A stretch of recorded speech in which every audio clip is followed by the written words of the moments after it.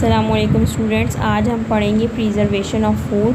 Preservation of food क्या होता है? प्रिजर्वेशन ऑफ फूड का मतलब है कि वो मेथड या वो प्रोसेस जिससे हम अपने फूड को स्पॉइल होने से, ख़राब होने से बचा सकें और उसके टेक्सचर को, उसके टेस्ट को मेंटेन रख सकें। जब हम अपने फूड को स्पॉइल होने से बचाएंगे तो फिर हम खुद ब खुद जो फूड से डिजीज़ हमें लगती हैं उनसे भी हम बच जाएंगे। तो अब हम इसकी डेफिनेशन देख लेते हैं।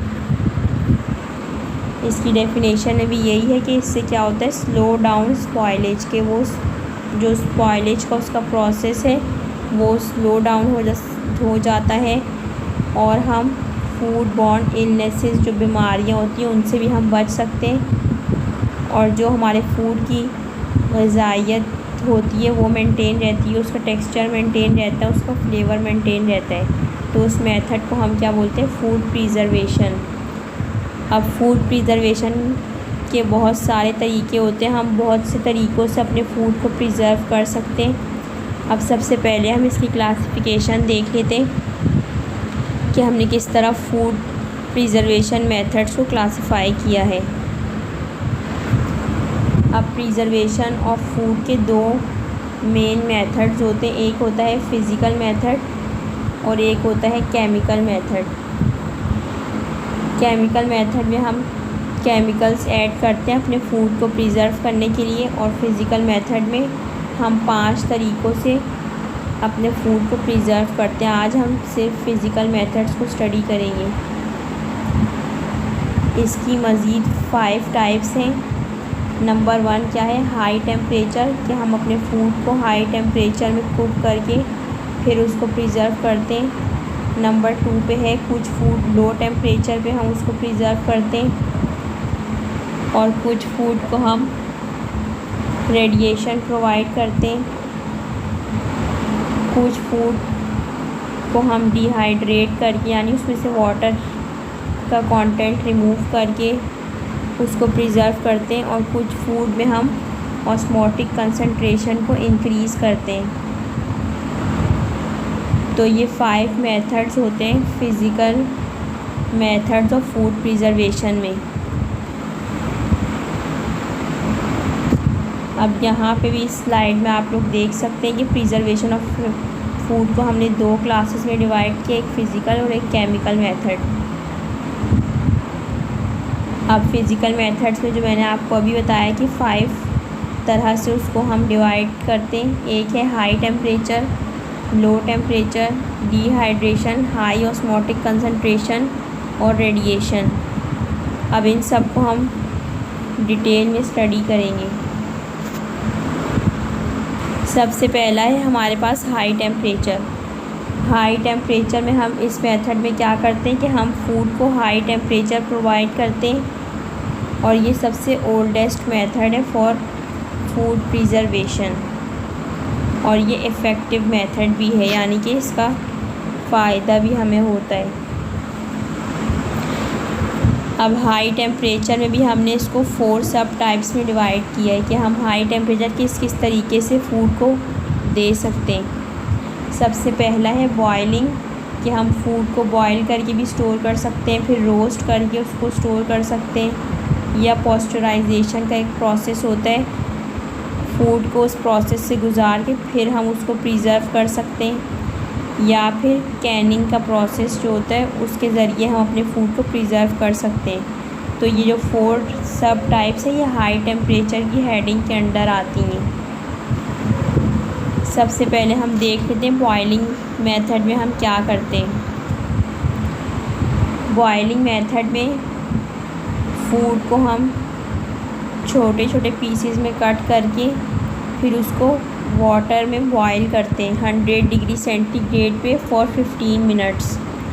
इस मेथड से होता क्या है कि जो भी माइक्रो ऑर्गेनिज़म्स होते हैं हमारे फूड में वो किल हो जाते हैं, वो मर जाते हैं, और फिर हम इस फूड को रूम टेम्परेचर पे ठंडा करके उसको रेफ्रिजरेटर में स्टोर कर सकते हैं।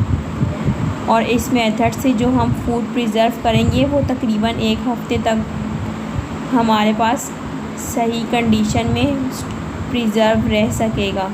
यानी उसकी लाइफ जो है 1 वीक तक हो सकती है।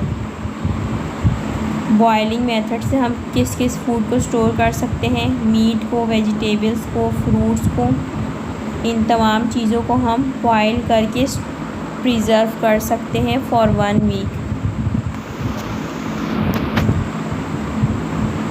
इस पिक्चर में भी आप लोग देख सकते हैं। इस प्रोसेस को याद करने के लिए सबसे पहले हमने क्या किया, जो भी हमारे पास फ्रूट है या वेजिटेबल्स है या मीट है उनको हमने उसकी कटिंग की, फिर उसको बॉईल किया 100 डिग्री सेंटीग्रेड पे फॉर 15 मिनट्स। अब जब वो ठंडा हो जाएगा फिर उसको हम पैकेट्स में स्टोर करके रेफ्रिजरेटर में रख सकते हैं फॉर 1 वीक। तो आप लोग इस पिक्चर से भी जो है पूरा मेथड रिवाइज़ कर सकते हो, उसको आसानी से याद रख सकते हैं। अब नेक्स्ट मेथड है पॉस्चराइजेशन का। इस मेथड को हम पॉस्चराइजेशन इसलिए बोलते हैं क्योंकि इसको लुइस पास्चर ने डिस्कवर किया था और ये कमर्शियल मेथड है, यानी कि ये फैक्ट्रीज़ में, इंडस्ट्रीज़ में सब जगह यूज़ किया जाता है for the preservation of milk या और दूसरी फूड प्रोडक्ट्स के लिए। लेकिन ज़्यादातर इस मेथड से जो है मिल्क को प्रिज़र्व किया जाता है या स्टोर किया जाता है। इसमें एक स्पेसिफ़िक टेम्परेचर पे हीट करते हैं हम लोग फूड प्रोडक्ट्स को फॉर स्पेसिफ़िक टाइम, ताकि उसके अंदर जितने भी माइक्रो ऑर्गेनिज़म्स होते हैं वो किल हो जाएं और जो उस फूड की क्वालिटी है वो भी ख़राब ना हो, यानी उसका टेक्सचर, फ्लेवर सब कुछ मेंटेन रहे। अब पॉस्चराइजेशन के भी 2 मेथड्स हैं, एक है LTLT और दूसरा होता है HTST। LTLT की फुल फॉर्म होती है लो टेम्परेचर और लो टाइम। इस मेथड में हम लो टेम्परेचर प्रोवाइड करते हैं फॉर लो टाइम, मतलब थोड़े से वक्त के लिए। और HTST की फुल फॉर्म होती है हाई टेम्परेचर शॉर्ट टाइम। इसमें हम फूड प्रोडक्ट को हाई टेम्परेचर पे हीट करेंगे for very short duration of time. अब इसकी डेफिनेशन देख लेते हैं। LTLT के मेथड में हम 60.8 डिग्री सेंटीग्रेड पे फूड प्रोडक्ट को हीट करते हैं फॉर 30 मिनट्स और इस मेथड को हम बोलते हैं ऑन होल्डिंग मेथड। इसमें सिर्फ आपने टेम्परेचर और टाइम को याद रखना है सही से। उसके बाद है HTST। इसमें हम हाई टेम्परेचर देते हैं, तो अब 60 से भी ज़्यादा टेम्परेचर इसमें देंगे 71.7 degree centigrade for 15 second. Time इसमें क्या था, बहुत शॉर्ट था, तो इसलिए हम सिर्फ 15 सेकेंड के लिए हीट करते हैं इसमें मिल्क को या फिर कोई और भी जो फूड प्रोडक्ट्स होंगी उसको। पॉस्चराइजेशन के मेथड में एक अहम बात होती है, वो आपने याद रखनी कि जब भी हम किसी भी फूड प्रोडक्ट को पॉस्चराइज़ करेंगे तो उसको हमने उसके बाद फ़ौरन उसको ठंडा भी करना होता है, क्योंकि कुछ बैक्टीरिया या कुछ माइक्रो ऑर्गेनिज़म्स ऐसे होते हैं जो हीट वाले टेम्परेचर पे या इंक्रीज़ टेम्परेचर पे अच्छे से ग्रो करते हैं, उनको हम बोलते हैं थर्मोफाइल्स। तो अगर हम जल्दी से फूड प्रोडक्ट को ठंडा नहीं करेंगे तो उस जो हमने हीट किया हुआ था उसी टेम्परेचर पे बैक्टीरिया या माइक्रो ऑर्गेनिज़म्स की ग्रोथ होना शुरू हो जाएगी, तो हमारे फूड के ख़राब होने का ख़तरा ज़्यादा होगा। इसलिए जब भी फूड को पॉस्चराइज़ किया जाए तो उसके बाद उसकी रैपिड कूलिंग बहुत ज़रूरी है, यानी उसको ठंडा हमें फ़ौरन कर लेना चाहिए ताकि जो हमारी फूड प्रोडक्ट है वो ख़राब ना हो। इस पिक्चर में भी आप लोग देख सकते हैं कि एक टाइमर लगा हुआ है और ये बड़े से कंटेनर में पॉस्चराइजेशन का प्रोसेस हो रहा है स्पेसिफ़िक टेम्परेचर। और ये दूसरी पिक्चर में भी आप लोगों को मिल्क नज़र आ रहा होगा, यहाँ पर भी पॉस्चराइजेशन का प्रोसेसिंग हो रही है। उसके बाद हमारे पास नेक्स्ट मेथड है रोस्टिंग। इस मेथड में हम फूड प्रोडक्ट्स को वाटर में बॉयल नहीं करते या वाटर में उसको हीट नहीं करते, बल्कि वाटर की जगह पे ऑयल यूज़ करते हैं। किसी फूड प्रोडक्ट को हम 60 डिग्री सेंटीग्रेड टेम्परेचर पे हीट करेंगे फॉर 1 आवर के लिए, तो उस प्रोसेस को या उस मेथड को हम रोस्टिंग कहते हैं। और जो रोस्टेड फूड होते हैं वो 2 to 3 वीक्स के लिए हम उसको स्टोर कर सकते हैं अपने पास। अब हम किन किन फूड को रोस्ट कर सकते हैं? मीट को, पोल्ट्री को, सी फूड्स को। ये यहाँ पे सी गलत लिखा हुआ है। सी फूड्स जो समुद्री ग़िज़ाएँ होती हैं यानी कि फ़िश वगैरह, ये चीज़ें इनको हम रोस्ट करके प्रिज़र्व कर सकते हैं। इस पिक्चर में भी आप लोग देख सकते हैं, इसमें हमने टेम्परेचर प्रोवाइड करना है फॉर 1 आवर मीट प्रोडक्ट्स को रोस्टिंग के लिए।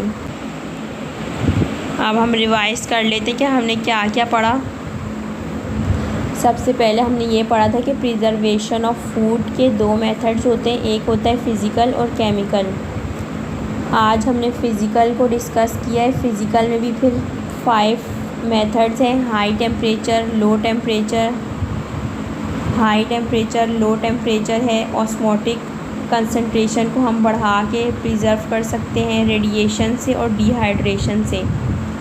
अब ये जो 5 मेथड्स हैं इनमें से हमने आज नंबर 1 सिर्फ देखा है, हाई टेम्परेचर वाला। अब हाई टेम्परेचर में सबसे पहला मेथड क्या था? बॉयलिंग का, जिसमें हम 100 डिग्री सेंटीग्रेड के टेम्परेचर पे बॉयल करते हैं फूड प्रोडक्ट्स को। नंबर 2 क्या था? पॉस्चराइजेशन का। पॉस्चराइजेशन में 2 मेथड्स थे, एक LTLT और एक HTST।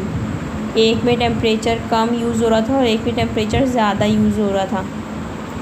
और तीसरा मेथड है रोस्टिंग का, जिसमें हम आयलिंग करके या आयल के अंदर फूड प्रोडक्ट्स को रोस्ट करते हैं, हीट करते हैं।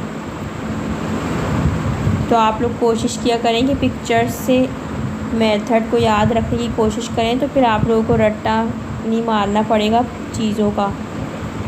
पिक्चर्स से आप लोग पहचान कर लें कि कौन से मेथड में क्या हो रहा है और बस टेम्परेचर आपने याद रखने। अब जो नेक्स्ट मेथड है कैनिंग का, उसको हम नेक्स्ट वीडियो में डिस्कस करेंगे। बाकी इससे रिलेटेड अगर आपको कोई क्वेश्चन हो तो वो आप पूछ सकते हैं कमेंट बॉक्स में।